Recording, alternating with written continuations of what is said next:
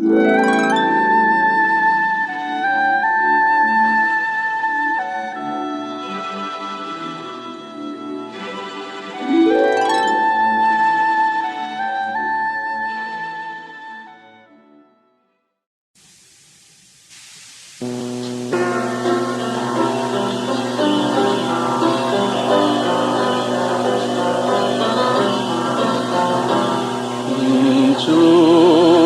대신 주를 좀 사랑하고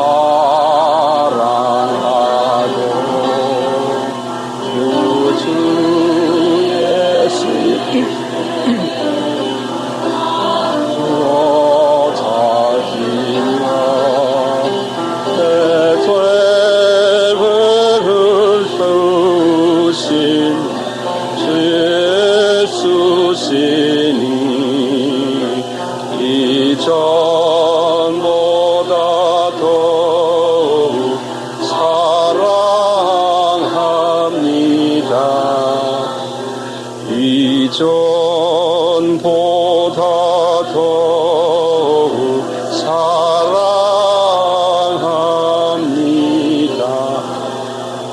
이 찬송에 보면은 제일 거기에 찬송석에서 이제 능력이 보이는 게 뭐냐면요, 제일 마지막 부분이에요.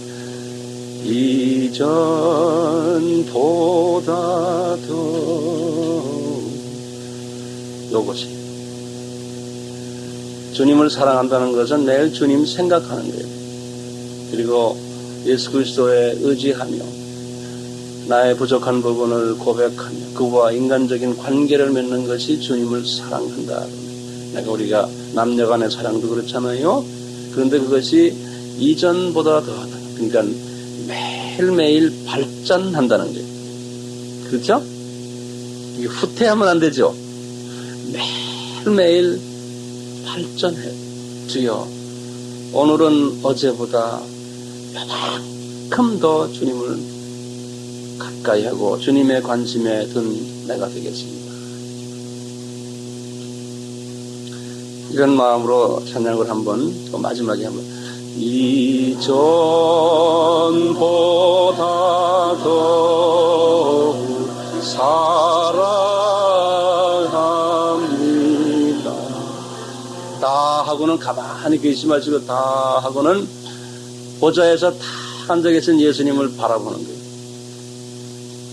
그런 우리 찬양이 그래요.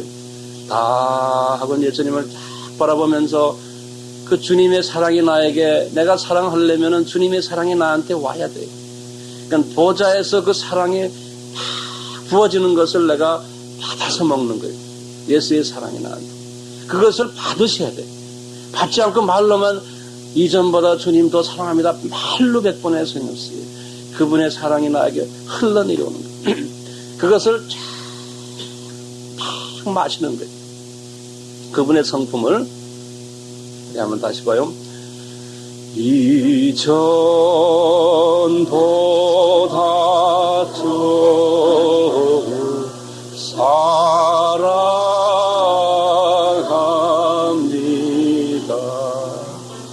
그러면서 주님의 그 성품을 나에게 주세요. 그리고 묵상하는 거, 주님과 가만히 묵상하는 거. 그 성품이 나에게 오도록. 그 찬양을 부른다는 것은 마음 문을 여는 거죠. 마음 문을 여는 거죠. 자, 이제 저를 보세요. 이 원칙은, 마음 문을 여는 원칙은 어디에나 다 적용이 돼요. 이 교제할 때, 교제를 영어로 fellowship 그러지 않습니까? 요 사도 바울도 빌립보 교회의 말씀을 할 때도 똑같아요. 사도 바울은 다른 편지에도 똑같아요. 이 빌립보 교인들과 교제를 하시기 때문에, 교제를 하실 때 이분은 항상 어떻게 시작하냐면은 이분들이 마음문을 열도록 먼저 접근을 해요. 우리 사람이기 때문에 이 부분이 아주 사도 바울에게는, 또 성령님은 우리에게 요구하시는 것이고, 또 우리가 그것을 해야 된다는 것을 절실하게 깨닫게 만드세요. 이번 편지 속에서. 그래서 제가 이 앞부분을 시간을 많이 할애하는 이유가 그래요. 이 앞부분. 오늘 말씀 한번 잠깐 보시길 바라요. 3절, 4절, 5절이 사도 바울의 빌립보를 향한 편지예요.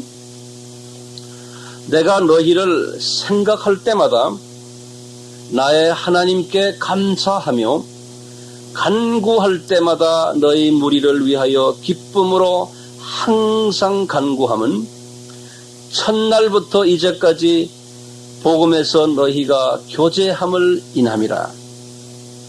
요 말씀인데 이 말씀 속에는 엄청난 깊은 사도 바울의 마음이 잠겨져 있어요. 제가 오늘 이 시간에 이 사도 바울의 이 깊은 마음을 성령님이 가르쳐 주시는 대로 여러분들과 같이 나누려고 그래요. 이 사도 바울은요, 편지를 쓸 때 그분의 편지가 아니지 않습니까? 성령님이 가르쳐 주셔서 하시는 편지 아십니까? 그 편지를 보시면 항상 편지가 5 요소로 이렇게 구성이 되어 있어요. 그분의 편지가. 이 5 요소로 이게 구성이 되어 있는데, 첫째는 뭐냐면은 인사말이 한두 절로 되어 있어요. 인사말. 우리 지난번에 그 인사말을 서로 이야기했어요.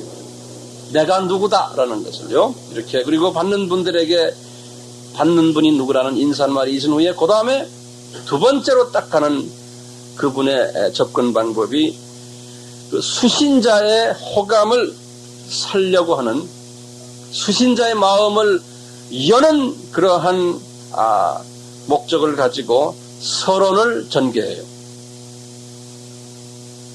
그러니까 그분들을 칭찬해주고 감사 표시하고, 그리고 여러분들에게 소망이 있다라는 그러한 말로서 우선 기분 좋게 해주는 거예요.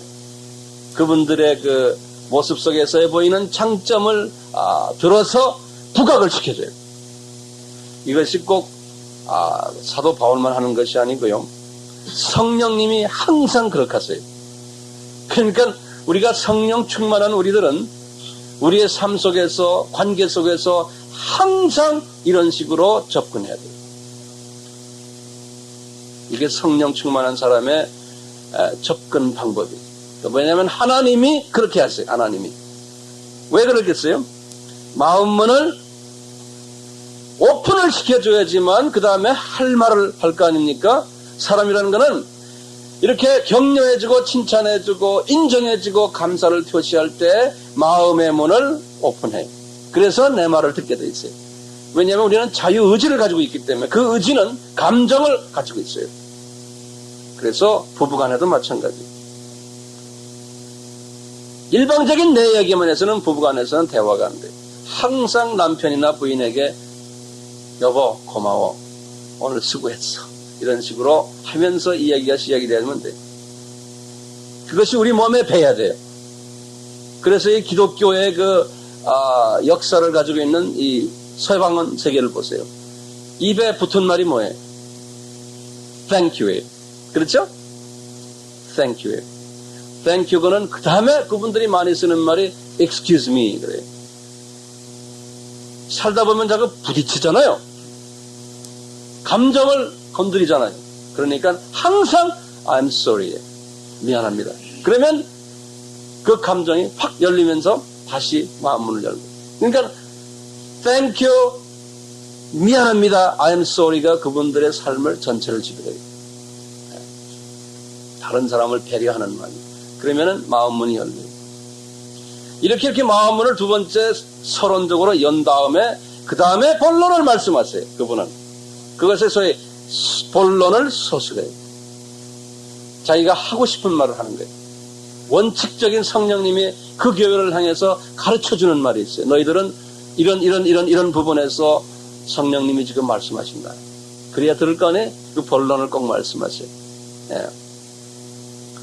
본론을 말씀하신다면은 그 다음에는 꼭 그분이 네 번째 뭘 말씀하시냐면 이렇게 본론이 이런 거로 그 다음에는 내가 너희들에게 간청하는 것이 있다.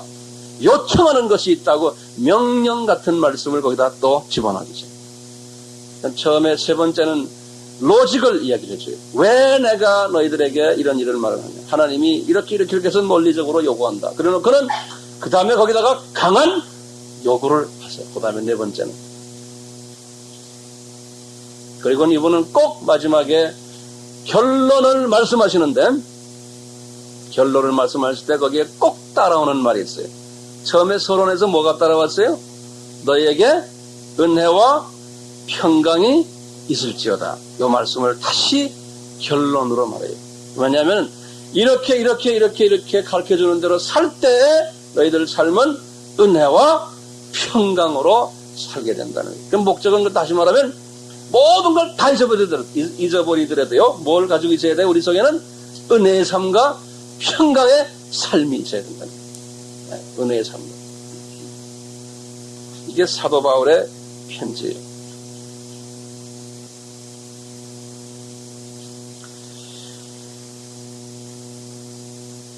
사도 바울이 여기에서 지금 말씀하시는 걸 보시면 3절 보세요.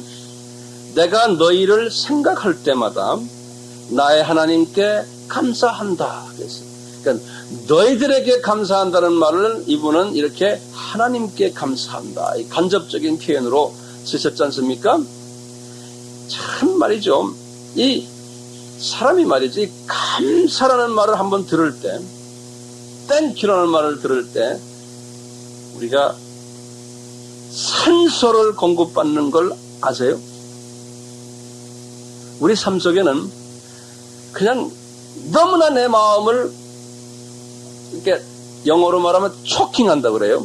한국말로 하면 뭐라고 그럴까요? 초킹하는 거. 예? 내 마음을 탁탁 찔러주는. 그래서 숨이 가쁜 거예요. 숨이 가쁠 때마다 뭘 먹는지 아세요?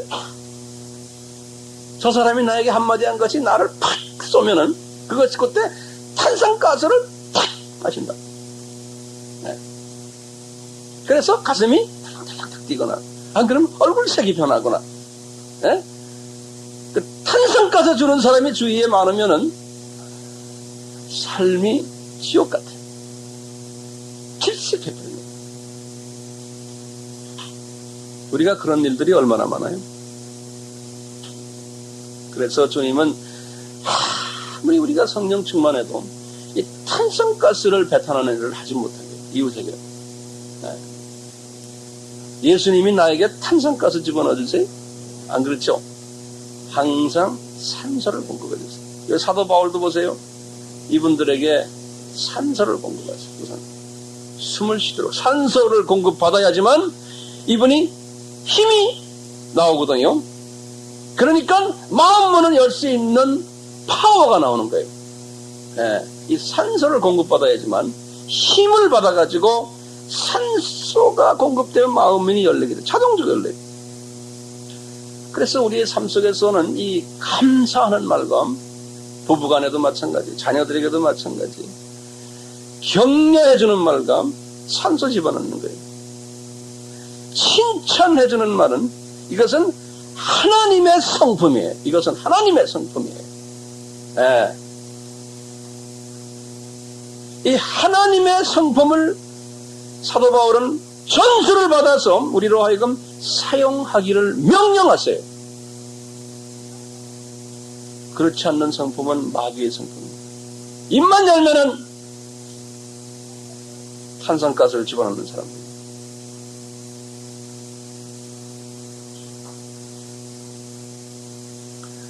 오늘은 사도 바울이 이 산소를 집어넣는 이 서론이 3절부터 11절까지인데요. 이 서론을 다 제가 설명을 할 수가 없어서 처음에 첫 산소 집어넣는 3절과 5절의 말씀만 드리려고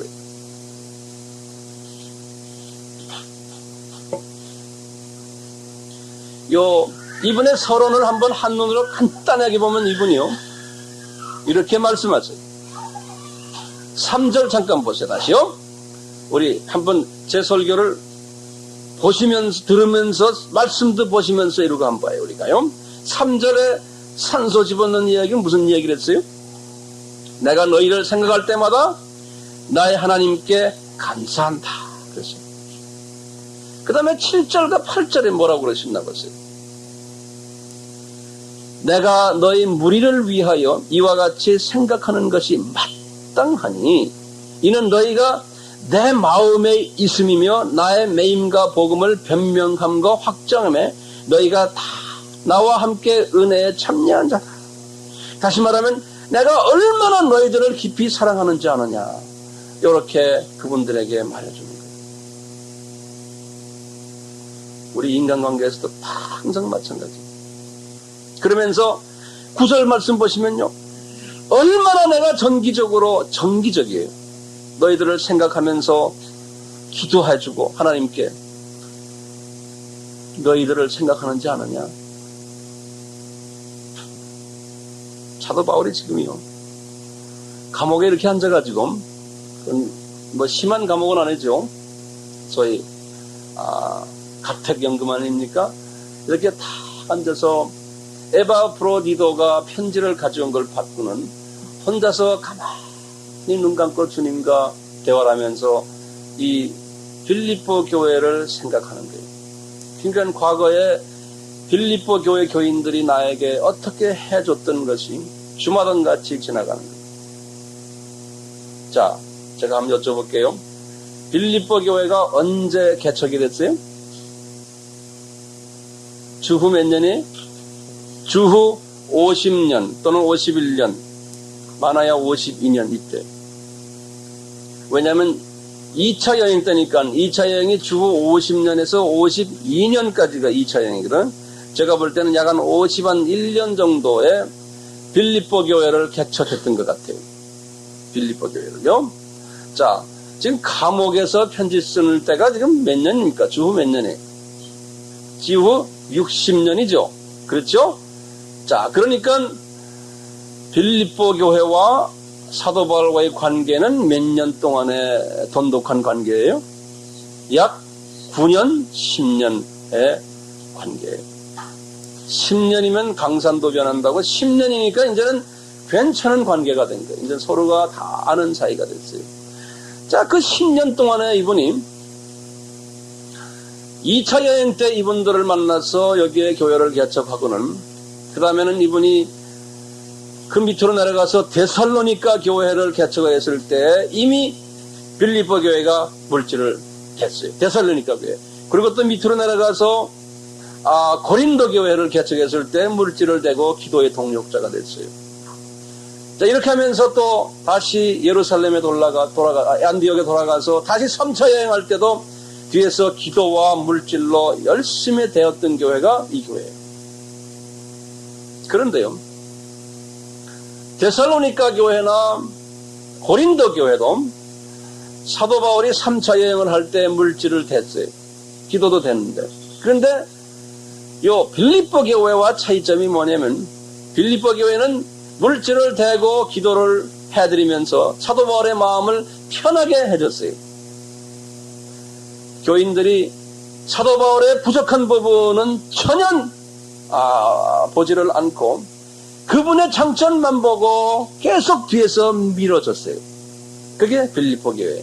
그런데 데살로니가 교회와 고린도 교회는 돈 얼마 주고 씹는 걸 또 똑같이 동시에 하는 거예요.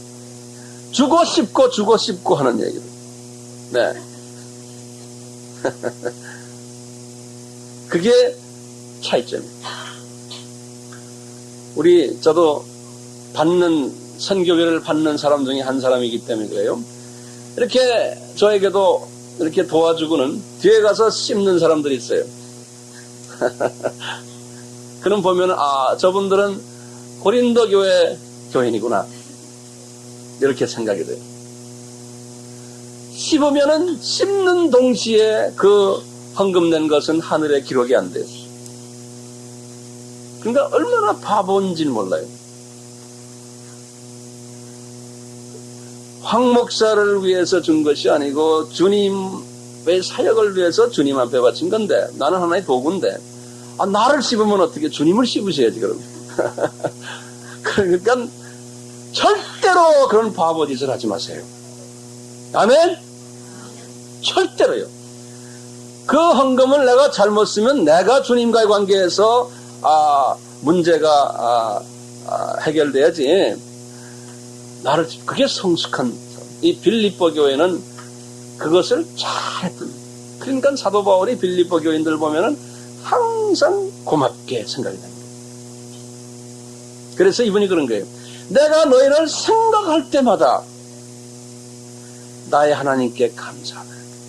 어떻게 저렇게 괜찮은 사람들을 나한테 주셨어요, 주님? 에? 괜찮은 사람의 가치를 알려면은요, 괜찮지 않은 사람들을 좀 보여줘야 돼요. 상대적으로. 그래야지만 괜찮은 사람을 비교로 알 수가 있어요. 사도 바울이 감옥에 탁 앉아가지고 과거를 탁 들여다보는데요. 이분이 3차 여행 때 아주 탄성가스를 한번 잡수신 경험이 있거든요. 고린도 교회를 통해서. 얼마 찔끔 돈을 줘놓고 말이죠. 어떻게 이 사람을 씹는지 사도 바울이 고린도 후서에 말을 했어요. 너희들 제발 좀 나를 괴롭히지 마라. 왜 탄산가스를 나 이렇게 주느냐. 그래서 이분이 본인의 그 괴로웠던 모습들을 그분들에게 말씀하는 장면이 9장 고린도 전서 9장 후서에도 9장 후서에 특히 11장 23절부터 27절에 이분이 자기의 그 심정을 말씀하는 장면이 나와요. 그분들에게 우리 다 아는 말씀이에요. 제가 한번 이 사도 바울이 얼마나 이 감옥에 지금 감옥에 들어가기 전에 이미 받았던 그 고충들, 이분이 고린도 교회에다 그랬어요. 이런 말 아무리 그 사람들에게 해야 그 사람들은 이해도 못해요. 왜? 이 씹는 사람은 씹는 데만 관심이 있기 때문에 씹히는 사람이 말을 하면 변명으로 생각해요. 그렇지만 후에 하나님의 자녀들 보고 그걸 들으라고 이분이 말씀하시는 거예요. 사도 바울이 얼마나 고생했나를 제가 23절부터 27절의 말씀을 한번 요약해 드릴 테니까 요약도 하지만 한번 직접 보세요. 한번. 네? 그게 제일 빠르겠어요. 고린도 후서 11장 23절 보세요.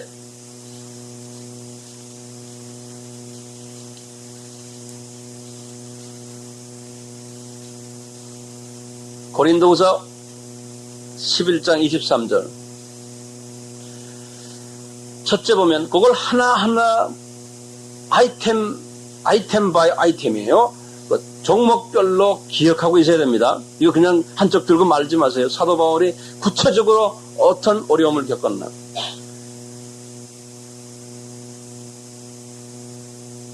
(1차) (2차) (3차) 여행 한 철반까지의 과정에서 수고를 넘치도록 하고 옥에 갇히기도 더 많이 하고, 이분이 그러니까 이 간단하게 짧은 기간 동안에 옥에도 갇혔었어요. 지금 이 로마 감옥에 갇히기 전에 매도 수없이 맞고 여러 번 죽을 뻔하였으니, 어떻게 죽을 뻔했냐면 동료 유대인들에게 39번 즉 5번 태장을 맞고 1번 돌로 맞고 3번 배가 파손되어 일주를 꼬박 어두움 속에서 지냈으며,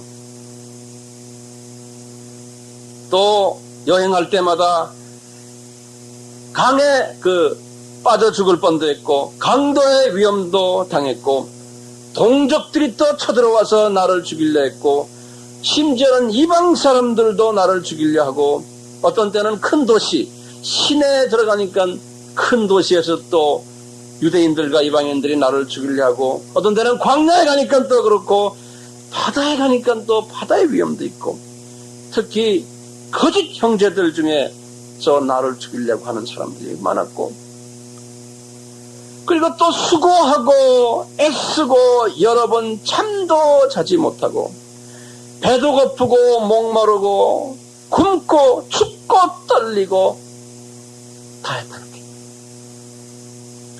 그런 경험을 다 하고는 지금 감옥에서 가만히 1차, 2차, 3차 여행을 이렇게 생각하면서 이분이 떠오르는 게 누가 떠오른다는 거예요? 네? 빌립보 교인들이 떠오른다는 거예요. 제일 먼저 떠오르는 거예요. 우리도 삶 속에서 그렇죠? 고마웠던 사람이 떠오르는 거예요. 다른 교인들도 다 교인들이 하나님의 자녀인데 이 하나님의 자녀 중에서도 이렇게 아주 선별해서 그리스도의 마음을 가진 사람이 머릿속에 떠오른다는 거예요. 제가 한국에 나와서 좀 어려움이 있었을 때 저를 도와주신 분이 많았는데 그 중에 특별히 여기 앉아있는 우리 홍 목사님이 저를 도와주셨어요. 그래서 제가 그 어려울 때 이렇게 생각할 때마다 우리 홍 목사님이 제 머릿속에서 떠나지 않아요. 근데 참 여기 이렇게 편지를 보면요. 처음에 그 1절에 보시면은 누구한테 썼는가 하고 이렇게 다시 한번 보세요. 빌립보에 사는 모든 성도, 그러니까 일반 교인들이에요. 교인들 이름을 먼저 명시했어요. 보통 감독부터 또 집사부터 높은 사람 이름을 먼저 이야기를 하는데요. 이 교회는 사도 바울이 이 교인들 이름을 먼저 명시를 했어요. 왜 그랬을까요? 저는 이걸 이렇게 보면서 이 교회는 지도자들도 괜찮았지만 특히 성도들이 괜찮았구나. 이것을 볼 수가 있어요. 사도 바울은 이 교회의 그 평신도들이 실제로 자기를 위로해 준 것 같은 것 저는 느끼고 있어요. 평신도들이 위로자가 되고 격려자가 되고 하니까 위에 높은 분들은 안 할 수가 없어요. 왜? 교회 안에 실세들이 평신도들이기 때문에. 네. 그러니까 세력 없는 사람들이에요. 소수의 사람들일 수가 있어요. 이분들은 신세를 진 것을 기억하는 사람들이에요. 사도 바울이 우리에게 복음으로 우리에게 은혜를 끼쳤다는 것을 기억하시고 그 복음에 빚진 자들로서 저들에게 특히 저에게 바울에게 저희들이 최선을 다해야 된다는 그 그리스도의 마음을 그분들이 가졌던 사람들. 요 사람들이. 그래서 이 사람들은 좀 하나님의 은혜인데요. 이기주의적인 사고방식이 없었던 사람이에요. 그러니까 이타주의라고 그럴까요? 특별히 어려움을 당하는 사람에게 관심을 가졌던 사람들. 여기 예수님의 마음인데 이런 사람이 돼야 돼요. 우리가요. 누가 어려울 때 내가 나가서 도움을 내가 자청하는 사람. 주님께서 이런 사람이 되라고 빌립보 교회에다가 사도 바울을 통해서 말씀하시는 거예요. 그것이 2장의 말씀입니다. 그래서 이런 사람은 왜 돼야 되느냐? 첫째로 예를 탁 드시는 거예요. 예수 그리스도가 이런 분이다라는 거예요. 예수 그리스도가. 그분은 하나님이신데 이렇게 하신다는 거예요. 죽는 사람들, 소망이 없는 사람들에게 힘을 주는 일을 이분이 이렇게 하신다는 거예요. 그리고는 두 번째 예화를 또 들어요. 얘들아, 나 바울도 여기에 속해 있다. 나도 이런 사람이다. 그 다음에 얘들아, 내 제자인 디모데도 이런 사람이다. 그리고는 마지막에 너희들이 잘 아는 편지를 들고 온 에바브로디도 그 사람도 이런 사람이다. 누가 어려울 때 동무가 되어주고 격려해주고 힘을 부어주는 그러한 일을 하는 그런 사람들이 되어라. 이것이 그리스도의 마음이다. 여기에서 사도 바울은 빌립보 교인들에게 뭘 말씀하시냐면 너희들은 내가 알기로는 너희들이 이미 그리스도의 마음을 품고 있지만 아직도 멀었다는 거예요. 왜냐하면 2장에서 말씀하시는 걸 보면 아직도 멀었지만, 그렇지만 다른 교회에 비해서는 참 괜찮다는 거예요. 그렇지만 이것은 시작이라는 거예요. 우리도 마찬가지. 이것은 발전이 돼요. 우리가 찬송 속에서 날마다에 매일매일 성숙이 돼야 돼요. 성숙이 돼요. 이런 사람이 돼요. 주님을 닮아가는 사람, 이런 사람이에요. 이 빌립보 교인들은 그런 의미에서 사도 바울에게 어떤 사람들이었냐면 신실한 사람들이었어요.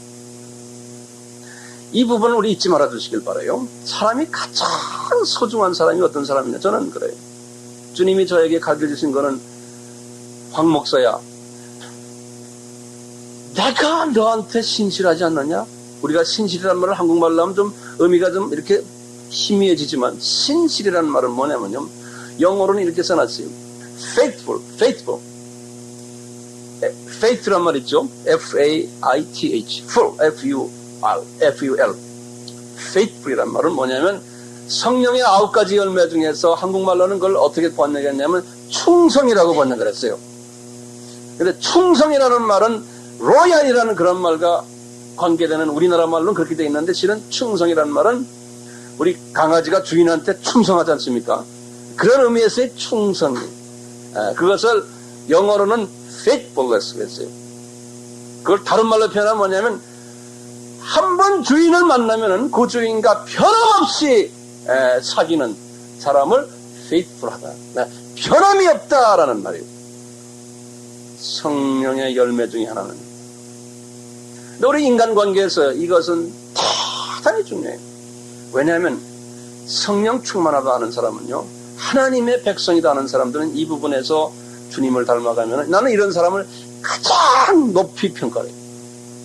이 faithful한 사람.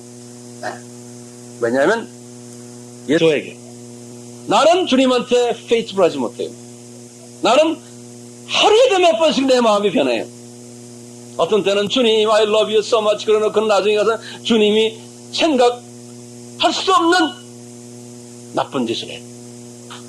그러놓고 또 주여 죄송합니다 또 이런다고요. 그러니까 이게 뭐 그냥 하루에도 몇 번씩 변하는 게 우리 인간이에요. 그러니까 인간은 변수로 가득 찬, 우리는 변하는 피조물들이에요. 그분은 내가 변하는데 이분은 변하지 않아요. 나는 막 흔들리는데. 그러니까 우리 막 변하는 사람들은 주여 주님이 그 변하지 않는 그 마음을 나에게 좀 주세요. 우리 인간관계에서도 가장 힘든 게 나는 잘해주는데 저 사람이 마음 변했어. 그런 거예요. 근데 성령님의 지배를 받는 사람은 저 사람이 마음이 변해도 나는 계속 잘해주는 거예요. 그것이 예수님의 마음이에요. 그것이 예수님의 마음. 사도 바울은 지금요, 이 빌립보 교인들에게 하시는 말씀이 너희들이 말이야, 내가 볼 때 대단히 신실하다는 거예요. 그런데 타 교인들을 보면은 신실하지 못하는, 사도 바울이 조금만 상황이 변해지면 이 사람들이 자기네들 변해가지고 서로가 변하니까 이게 혼돈이 오는 거예요. 그러니까 서로 잡아먹는 거예요. 서로 잡아먹는 거예요. 에? 최소한 한쪽은 변하지 말아야 되잖아요. 최소한 한쪽은 변하더라도. 그러니까 주님의 사랑을 받는 사람, 하나님이 사랑하는 자들은 딴 사람들 아니에요. 이 변하지 않는 사람. 특히 우리 민족은 엄청나게 변하는 민족이에요. 그렇기 때문에 싸움이 많아요. 이 변하는 건, 사람이라는 건요, 특히 자본주의 사회에서는 귀에만 타고 내가 저 사람한테 이용 가치가 있으면 가서 이용하고는 살짝 도망가 버려요. 이용만 하고 도망가고, 줄 섰다가 이용 가치 없으면 도망가 버려요. 그러니까 만사가 다 그런 거예요. 교회 안도 그렇고 이 정치계도 마찬가지. 이 사회가 말이에요. 전부 이용만 하려고 그러니까 상대방은 이용하지만 또 대하다 상대방은 이용을 당하지 않으려고 이용을. 그러니까 이게 복잡한 거예요. 내가 뭐라고 표현할지 모르겠어요. 전부가 변수의 전부가 그 변하는 사람들이 교회 와서 예수의 이름으로, 변하지 않는 예수의 이름으로 다 모여 앉아 있는 거예요. 그래가지고 서로 변하는 게임을 하는 거예요. 이러니까 어지러운 거예요. 주님이 볼 때 너희들 그래가지고는 내 일을 못해. 소위 이기주의적인 사고방식. 주님이 사도 바울에게 말씀하시기를 빌립보 교회 사람들은, 특히 평신도들은 그런 사람들이 많지 않다. 주님이 사랑합니다. 너의 어려울 때 봐라. 뒤에서 변하지 않고 밀어준 사람들이 누구냐? 너는 변했는데 빌립보 교회는. 우리 인간은 어떻게 보면 참 외로워요. 왜냐하면 이런 사회 속에서 정말 변하지 않는 한 친구가 내 옆에 있다는 면 그 사람은 행복한 사람이에요. 있어요? 응? 예수님 빼놓고? 그런 사람 한 분 있어요? 그런 사람 한 분만 있으면 나와의 관계에서 그런 사람 앞에는 내 것을 다 줄 수가 있어요. 그리고 내 마음을 다 부어주지만 내 속도 다 부어주고. 그런 사람이 있는 나를 어떻게 하면 점검하면 아는 줄 아세요? 제가 좀 있으면 60 가까이 돼요. 그러니까 인생을 어느 정도 살았기 때문에 이렇게 마음대로 이야기할 수 있어요. 젊은 사람들, 머리 허연 사람 말 가끔 들을 필요가 있어. 예를 들어서 이런 사람 있어요. 내가 지금 끼를 굶는 상황이 됐어. 지금 돈이 지금 한 10만 원이 필요해. 그러면 내가 당장 필요해. 근데 이 10만 원을 내가 누구한테 가서 말하지? 그럴 때 마음 놓고 가서 말할 수 있는 사람 하나만 있으면 난 행복한 사람이에요. 그런데 그 10만 원 큰 돈도 아닌데 어디 가서 말하려면 저 사람? 아니, 저 사람? 알고 보니 그런 사람 하나도 주위 없어. 그런 거 경험하세요? 네? 그러면 그 사람은 나와의 신실한 관계가 있지 않는 사람이에요. 그런 사람 만드세요. 그런 사람을 만들려면은 내가 이기주의로 그런 사람과 상대하면 안 돼요.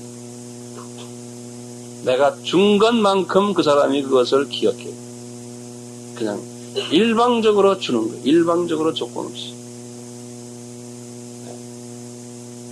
그러면은 그 사람과 나와는 그런 관계가 될 거예요. 근데 우리는 모두가 다 이기주의. 이용하기 위해서. 조건부 관계죠. 그런데 우리 예수님은 그렇지 않다 그러지 않습니까? 그래서 우리가 성령 충만한 사람은 그리스도의 성품을 닮아가는 사람. 그래서 주님은 나의 친구라 그러지 않습니까? 주님은 세상에서 이런 친구들을 나 닮은 사람들이 되어서 그런 사람들을 많이 사귀라 그러신다. 주님을 닮아간다는 것은 내가 이런 사람이 되는 것이고 내 주위의 형제자매가 이런 사람이 되도록 권고해 주는 거예요. 주님께서 사도 바울에게 말씀하신 빌립보 사람들이 이렇게 신실한 사람들이었다. 그래서 이분이 이 말씀 속에서 그 한마디, 내가 너희를 생각할 때마다 나의 하나님께 감사한 것은 주님 이런 사람들 나에게 붙여주셔서 감사합니다. 저도 주님께 기도를 드리면서 주여 우리 한빛 우리 이 무리 속에 우리 안디옥 이 사역 속에 이런 사람들을 보내주시니 감사합니다. 이것이 나의 개인적인 어떤 감사로만 끝나지 않고 이 모임들을 주님이 사용하셔서 주님의 뜻을 이루시옵소서. 황 목사의 뜻을 이루지 마시고 주님의 뜻을 이루소서. 이것이 제 기도예요. 이것이 제 기도예요. 이제 마지막 두 번째를 보세요. 4절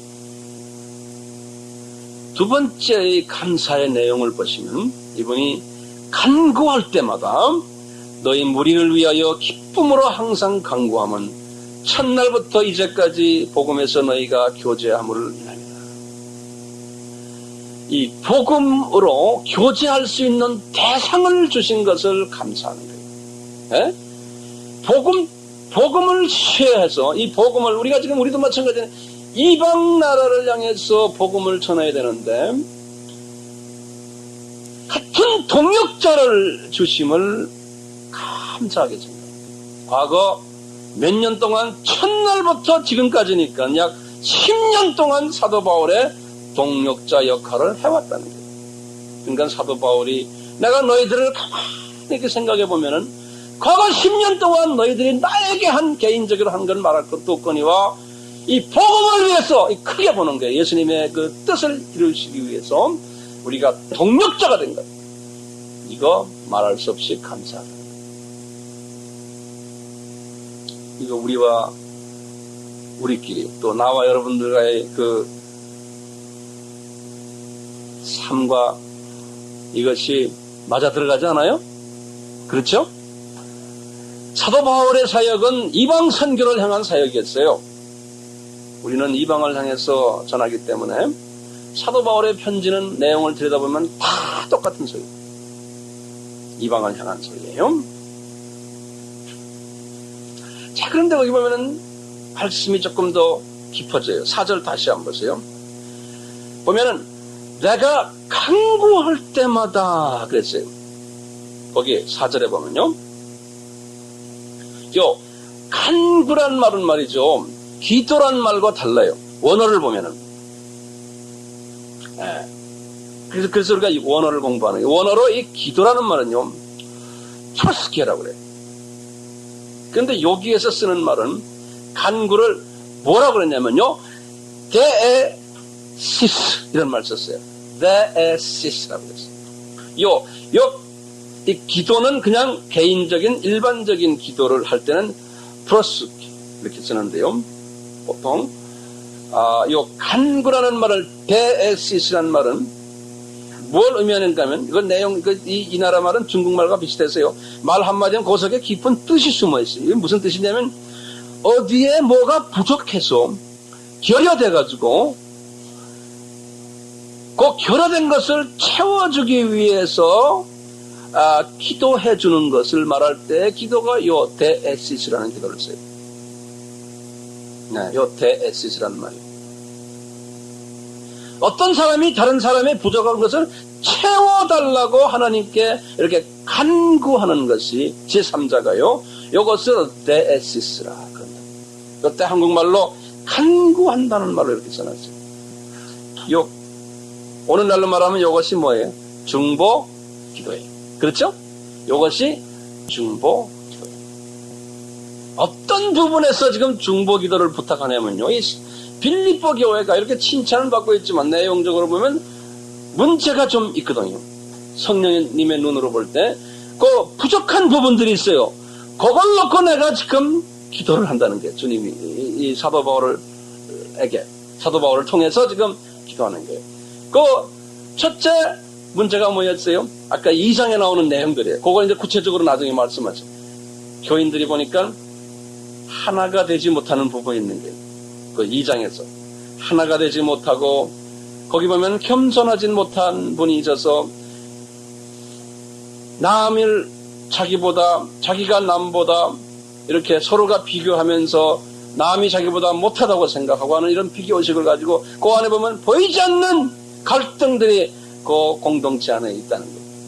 그래서 그것을 위해서 내가 주님 앞에 간구를 한다는 거예요. 네, 간구를 한다.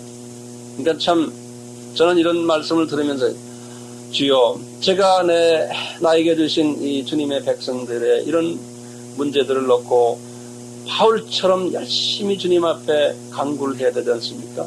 제가 그렇게 하지 못함을 주님 용서해 주세요. 저는 이게 바울의 편지를 보면서 항상 주님한테 주님 저를 용서해 주세요. 이 바울처럼 정말 주님의 심정으로 이런 간구하는 사람 되게 해주시오. 이런 말씀을 주님께는 기도를 저는 자주 해요. 그래서 이제 요 교회가요, 요 간구라는 내용 속에서 다시 말씀드리면 교회가 하나 되지 못하고, 그리고 서로 남을 자기보다 낮게 여기지 못하고 분쟁하고 이렇게 하면은 사도 바울이 볼 때 너희들이 나에게 기도도 해주고 물질도 보내지만 내 속에는 마음이 기쁨이 별로 실제로는 없다는 거예요. 왜냐하면 너희들 안의 내용을 들여다보면 안에 부글부글 끓는 게 있다는 거예요. 사람이 모여있기 때문에 그런 거예요. 그렇지만 다른 교회에 비하면 훨씬 괜찮다는 거예요. 그렇지만 괜찮다 그러니까 완전히 괜찮은 게 아니고 보석에 아직도 그런 것들이 있다는 거예요. 근데 주님께서 여기 보시면요, 이분이 이런 문제들을 가지고도요 기쁨으로 항상 간구한다 그랬어요. 사도 바울이. 예? 그러니까 이분이 그릇이 큰 거예요.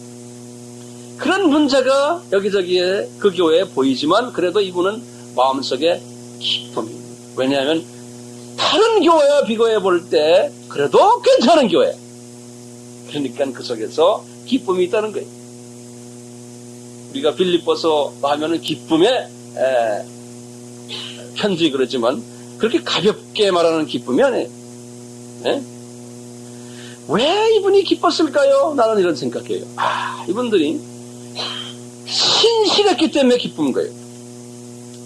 그 안에서 관계성에서 서로가 좀 삐닥삐닥 하는 것은 있겠지만 왜? 사람이기 때문에 있어요. 있죠. 그러면서 그 안에서 서로 자라나는 거예요. 삐닥삐닥 해야지만 자라나요. 전혀 문제가 없으면 자라날 수가 없어요. 그렇지만 이 사람들의 성품을 보니까 삐닥삐닥 하지만 한 분 한 분 들여다보고 그 안에 전체의 흐름을 보면 이 사람들은 신실하다는 거예요. 사람들이. 그러니까 사도 바울이 감사합니다. 괜찮은 사람들이 모여있는 곳이군요. 그곳에. 그래서 그 속에서 나오는 기쁨이 있어요. 그분들이 소중한 거예요. 소중하니까 아끼고 사랑하니까 그분들에게 더 성숙하라고 간구하는 거예요.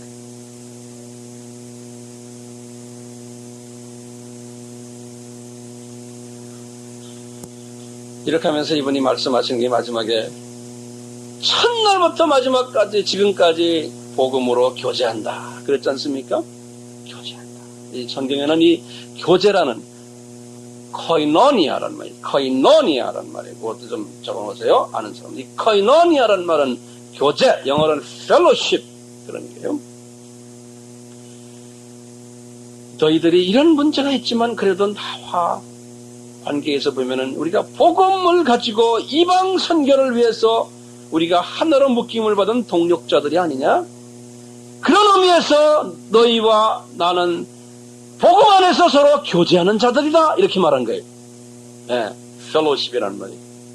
복음 안에서 나와 여러분들은 복음 안에서 교제하는 사람들, 코이노니아 하는 사람들. 왜 교제가 필요합니까? 네? 우리는 혼자서 살 수 없기 때문입니다. 혼자서 이 일을 감당할 수 없기 때문에 교제를 요구하세요. 교제를 요구하는 목적 중에 큰 목적이 하나가 뭐냐면요. 교제하면서 산소를 공급받기를 원하세요. 네. 교제하면서 탄산가스를 받으면은 안 되죠. 혼자 가만히 있으면 탄산가스가 와요. 가만히 앉아 있어도 걱정하면서. 그러니까 교제의 목적은 산소 공급이에요. 제가 산소 공급을 뭐라 그랬어요? 격려와 칭찬과 또 소망 집어넣어주고 감사하다는 말하고 이것이 산소 집어넣어주는 일. 우리가 항상 그러죠. 성령님의 교제하심과 이런 말 많이 쓰죠. 네?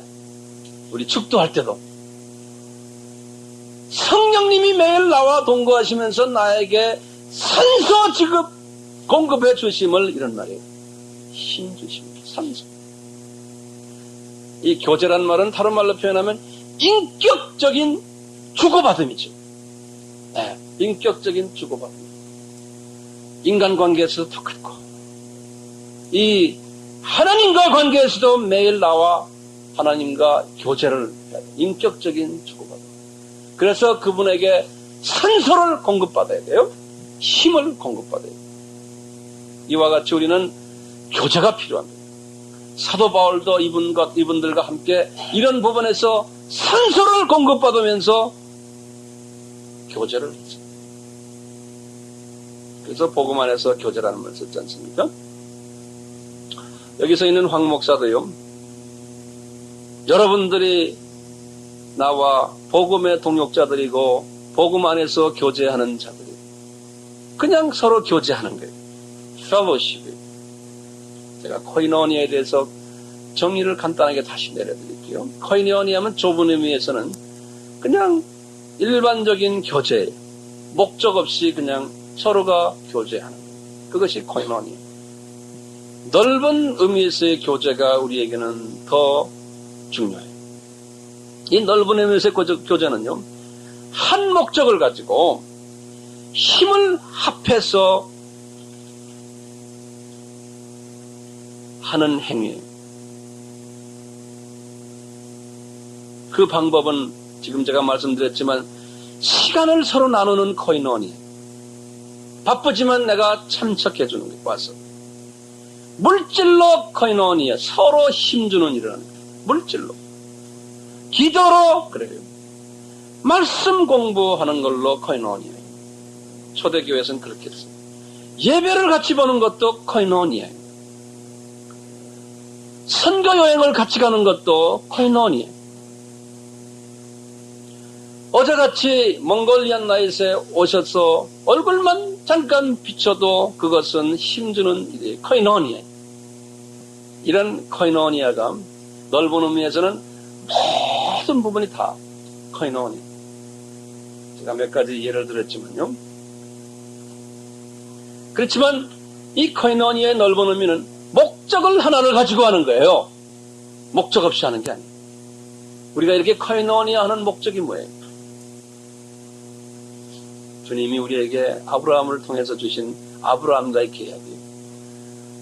또 주님께서 분명히 말씀하시기를 이 천국 복음이 모든 민족에게 전파되리니 그제서야 끝이 오리라 하신 그 이방을 향해서 예수 그리스도가 누구라고 하는 것을 전해주는 일을 우리가 순종하기 위해서 모인 공동체.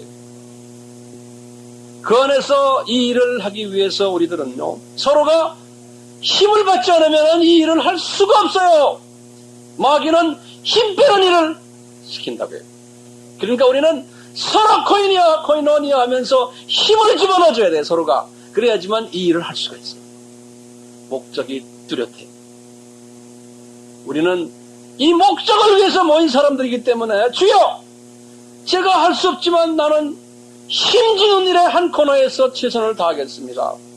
그럴 때 왜요? 주님, 그래야지만 이 공동체가 주님이 원하시는 방향으로 가지 않습니까? 그러니까 주님 저를 이렇게 사용하십시오. 라고 기도할 때, 라고 비전을 가질 때 여러분들은 엄밀한 의미에서 선교사들이, 보내는 선교사들이, 주님이 기뻐하시는 사람, 목적이 클리어해야 돼요. 그래서 주님께서는 결론적으로 이 빌립보 교회에게 하신 말씀, 우리가 너무나 좋아하는 말씀이 2장에 나오는 거예요. 2장 여러분들 너무나 많이 들었어요. 이걸 가지고 설교도 수백 번 들었을 거예요. 자, 보세요. 내가 다시 2장과 중요한 부분들 한번 읽어드리고 제가 이 말씀을 끝내려고 해요. 자, 보세요. 그러므로 예수 안에 무슨 권면이나 사랑의 무슨 위로나 성령의 무슨 교제나 코이노니아나 긍휼이나 자비가 있거든. 빌립보 교인들이요, 선교를 하는 빌립보 교인들이요, 마음을 같이하여 같은 사랑을 가지고 뜻을 합하여 한 마음을 품어 아무 일에든지 다툼이나 허영으로 하지 말고 오직 겸손한 마음으로 각각 자기보다 남을 낮게 여기고, 이 말은 산소를 집어넣어줘서 그런 말이에요. 각각 자기 일을 돌아볼 뿐더러 또한 각각 다른 사람들의 일을 돌아보 산소를 집어넣어. 그러면 나 바울의 기쁨이 충만해지겠다. 왜냐하면 왜 기뻐져요? 그런 사람들을 통해서 이 이방 사역이 더 발전되기 때문에 기쁜 거예요. 그분이 기쁘다는 건 개인적인 그냥 자기 욕심 때문에 기쁜 게 아니에요. 하나님의 기쁜 뜻을 이룰 수 있는 파워를 받게 되니까, 얘들아, 너희들은 이렇게 산소 집어넣는 일에 전력을 다해라.